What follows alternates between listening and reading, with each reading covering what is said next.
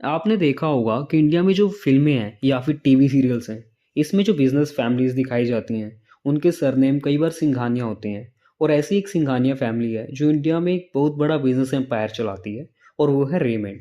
Raymond का business चलाने वाली ये जो सिंघानिया फैमिली है, इनके लाइफ पर एक नज़र डालें, इनके लीगल इश्यूज़ पर, फैमिली कॉन्फ्लिक्ट्स पर, तो एक ज़बरदस्त मूवी, टीवी सीरियल या फिर एक वेब सीरीज़ यहाँ से इजीली निकल कर आ सकती है। इतनी इंटरेस्टिंग इनकी लाइफ है। ये जो कॉन्फ्लिक्ट है, इसका इम्पैक्ट अब कंपनी की शेयर प्राइस पर भी पड़ने लगा है। गौतम सिंघानिया जो कि रेमंड के फाउंडर विजयपत सिंघानिया के बेटे हैं, उनकी वाइफ ने अभी रिसेंटली कुछ दिन पहले एक वीडियो बनाया जिसमें उन्होंने दिखाया कि रेमंड की दिवाली की जो पार्टी है उसमें उन्हें आने नहीं दिया गया। जिसके चलते उन्होंने जो वीडियो बनाया वो सोशल मीडिया पर काफ़ी ज़्यादा शेयर हुआ, और इसके बाद से 15 दिनों के अंदर कंपनी के शेयर प्राइस 10% से भी ज़्यादा से गिर गए। तो अब सवाल ये आता है कि आखिर ये पूरा मामला क्या है और रेमंड कंपनी का इन चीज़ों से क्या लेना देना है। आखिर गौतम सिंघानिया हर बार लीगल इश्यूज में कैसे फंस जाते हैं। रेमंड ग्रुप को शुरुआत से मेनली विजयपत सिंघानिया चला रहे हैं। जैसे जैसे बिजनेस एक्सपेंड होने लगा, तो वैसे में सिंघानिया ग्रुप अपनी फैमिली में से किसी की तलाश में थे जो बिजनेस को आगे बढ़ा सके। और वो चीज़ उन्हें दिखी गौतम सिंघानिया में, जिसके चलते गौतम सिंघानिया को बिजनेस में लाया गया। 1990 में जब गौतम सिंघानिया ने रेमंड के बिजनेस में एंट्री की, तब Raymond fabrics, garments, cement, steel, air charter service और न्यूज़पेपर के बिजनेस में प्रेजेंट था। गौतम सिंघानिया को लगा कि अगर हमें तेज़ी से एक्सपेंड करना है तो हमें कुछ ऐसे बिजनेसेस पर फोकस करना चाहिए जो आगे चलकर बहुत ज़्यादा ग्रो होंगे, और ऐसे बिजनेस जिसमें ज़्यादा ग्रोथ नहीं है उन्हें बेच देना चाहिए। जैसे उस समय उनके अनुसार जो सीमेंट बिजनेस की ग्रोथ बैंक से मिलने वाले इंटरेस्ट से भी कम थी, इसलिए उन्होंने इस बिज़नेस को बेच दिया। इसके बाद उन्होंने स्टील बिज़नेस को भी बेचा, और इस तरह अपने जो कर्जे वगैरह थे उनको क्लियर कर दिए, और बाकी पैसों से फोकस रखा अपने गारमेंट और फैब्रिक के बिज़नेस पर। और फिर वहाँ से उन्होंने रेमंड को और तेज़ी से बढ़ाना शुरू किया। 2001 तक गौतम सिंघानिया ने अपने 1200 करोड़ के बिज़नेस बेच दिए थे, और बाद में सब कर्जे चुकाकर 600 करोड़ कंपनी के पास थे, जिसे रीइन्वेस्ट करके बिज़नेस को बढ़ाया गया। अब गौतम सिंघानिया की लीडरशिप के अंदर जो बिजनेस की ग्रोथ हो रही थी, उसे देखकर सब हैरान थे। As a leader Gautam Singhania सबको काफ़ी पसंद आने लगे, इसलिए पूरी कंपनी की भागदौड़ उनके हाथ में दे दी गई। जिसके चलते विजयपत सिंघानिया रेमंड के एमिरेट्स चेयरमैन बन गए, यानी सम्मान के लिए नाम के चेयरमैन बन गए। इसी के चलते विजयपत सिंघानिया ने यहाँ पर एक और चीज़ की। उनके पास रेमंड का 37% स्टेक था, जो उन्होंने गौतम सिंघानिया को ट्रांसफ़र कर दिया। बाद में विजयपत सिंघानिया ने इस पर कहा कि ये उनकी लाइफ की सबसे बड़ी मिस्टेक थी। अब ऐसा उन्होंने क्यों कहा? शेयर ट्रांसफ़र करने के बाद गौतम सिंघानिया का जो बिहेवियर था वो विजयपत सिंघानिया के अनुसार पूरी तरह से बदल गया था।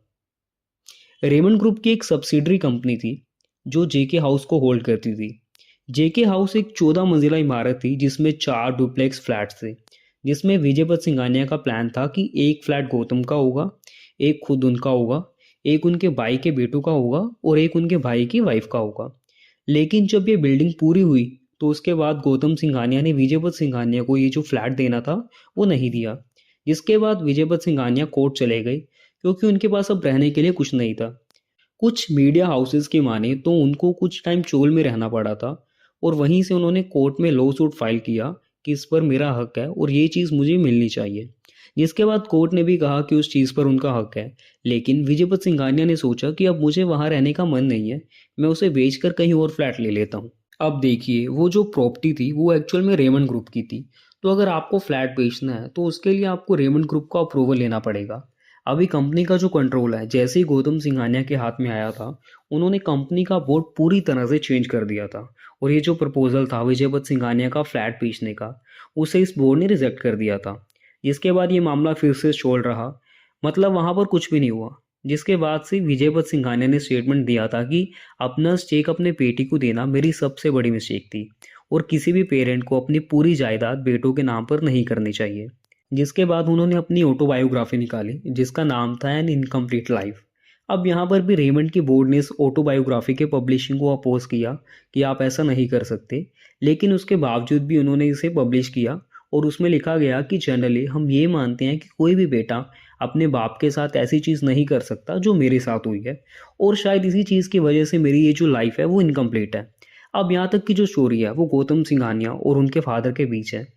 लेकिन अब रिसेंटली गौतम सिंघानिया की वाइफ ने भी इसमें जंप किया है। गौतम सिंघानिया जो कि पिछले कई सालों से मैरिड है और जिनकी 2 बेटियां भी हैं, उन्होंने अभी रिसेंटली डिसाइड किया है कि वो डिवोर्स लेने वाले हैं, जिसके चलते उनकी वाइफ नवाज़ मोदी ने उन पर ये आरोप लगाया है कि उनका जो बर्थडे था 9 सितंबर को, उसके बाद 10 सितंबर को नवाज़ मोदी और उनकी एक बेटी के साथ मारपीट की।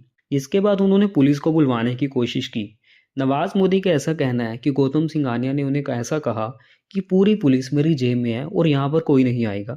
इसके चलते इंडिया टुडे की रिपोर्ट के अनुसार नवाज़ मोदी की बातचीत फिर अंबानी फैमिली से हुई, नीता अंबानी और अनंत अंबानी के साथ, और फिर बाद में वहाँ पर पुलिस आई और फिर ये मामला कहीं ना कहीं सेटल किया गया।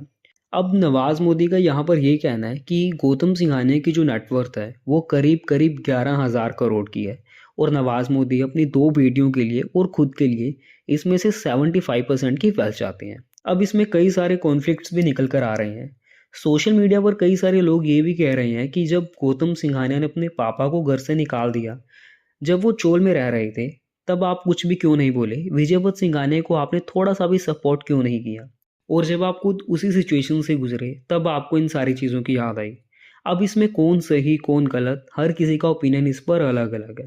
गौतम सिंघानिया से जब इस पर स्टेटमेंट मांगा गया तो उन्होंने कहा कि ये हमारा फैमिली मैटर है, मुझे स्पष्ट कुछ भी स्टेटमेंट नहीं देनी है।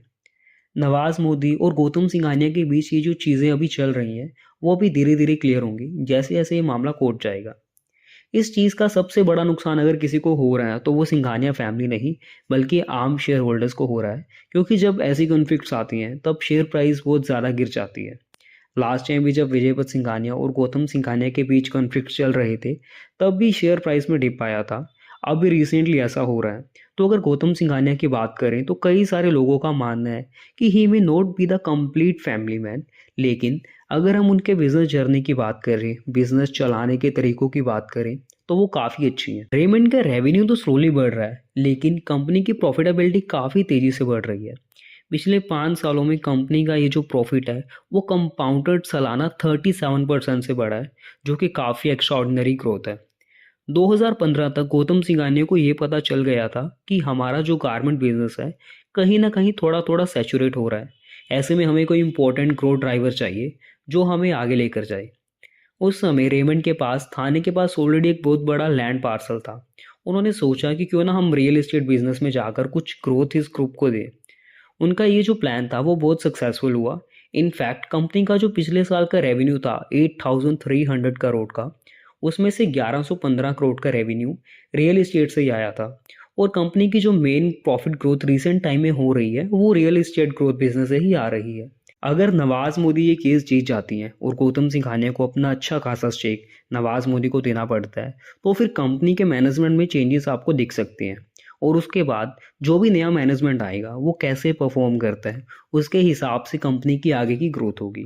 फाइनेंशियल मार्केट से रिलेटेड ऐसी इंटरेस्टिंग इन्फॉर्मेशन जानने के लिए हमें ज़रूर सब्सक्राइब करें।